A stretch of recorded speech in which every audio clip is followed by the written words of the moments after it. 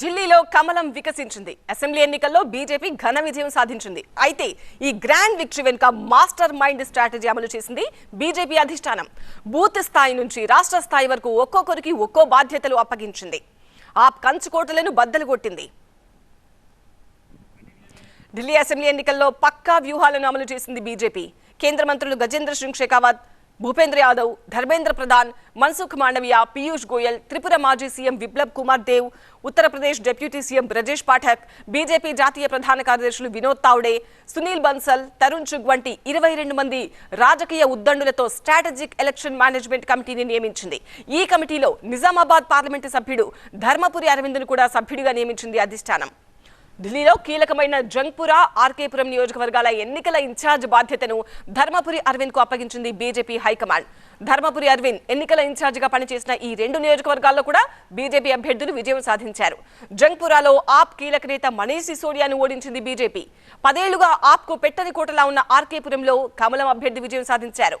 ఈ 2 స్థానాల్లో బీజేపీ అభ్యర్థుల విజయంలో ధర్మపురి అరవింద్ కీలక పాత్ర పోషించారని ఆ పార్టీ నేతలు చెబుతున్నారు.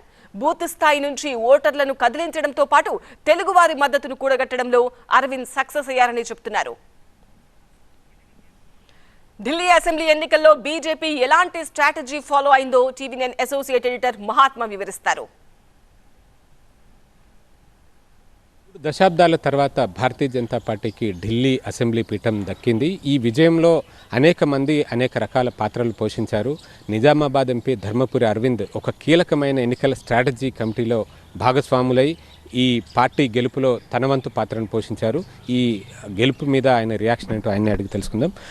మీరు చెప్పండి, ఇక్కడ 2 నియోజకవర్గాలకు పర్టికులర్గా ఇన్ఛార్జ్గా కూడా వ్యవహరించారు. ఆ 2 చోట్ల గెలుచుకున్నారు. ఎలా అనిపిస్తుంది? ఓవరాల్గా ఎటువంటి స్ట్రాటజీని మీరు ఇక్కడ ఇంప్లిమెంట్ చేశారు?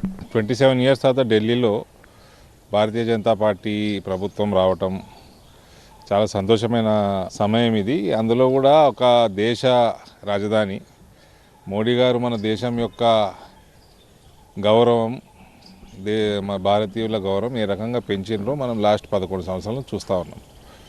రాజధానిలో బీజేపీ లేకపోవడం ఒక కొద్దిగా డిమారలైజింగ్గా ఉంటుండే. ఇవాళ భారీ 2/3 మెజారిటీ పైన సీట్లు బీజేపీ గెలవటం మోదీ గారి నాయకత్వంలోనే ఇది జరిగింది. ఇక్కడ లోకల్గా ఫేస్ ఓవర్ లేకుండే, సీఎం ఫేస్ ఓవర్ లేకుండే, purely it is Narendra Modi గారి అడ్మినిస్ట్రేషన్ మీద నమ్మకంతో ప్రజలు ఇక్కడ ఎన్నుకోవడం జరిగింది.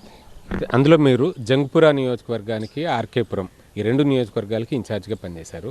2 చోట్ల బీజేపీ గెలిచింది. అందులో జంగ్పురాలో డిప్యూటీ సీఎం మనీష్ సిసోడియాని కూడా ఓడించగలిగారు. సో ఎలా సాధ్యపడింది ఇది? సో పార్టీ బాధ్యత ఇచ్చింది. ఆ బాధ్యతలో భాగంగా పనిచేసిన చోట 2 చోట్ల కూడా పార్టీ గెలవటం నిజంగా మా కార్యకర్తల దగ్గర నుంచి అందరి క్యాండిడేట్స్ అందరి శ్రమ ఉంది.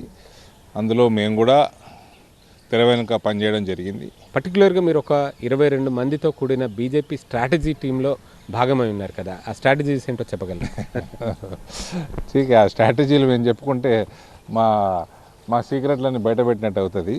కాబట్టి ఏముంటుందండి స్ట్రాటజీ? అయితే ఢిల్లీలో 27 ఇయర్స్లో పవర్ లేము కాబట్టి ఇక్కడ కొద్దిగా వీక్ ఉన్న పరిస్థితి ఉండే. దాన్ని అధిగమించి ఇంత పెద్ద మెజార్టీతో గెలవటం వీళ్ళందరికీ కూడా ఇది very happy throughout from Kashmir to Kanyakumari.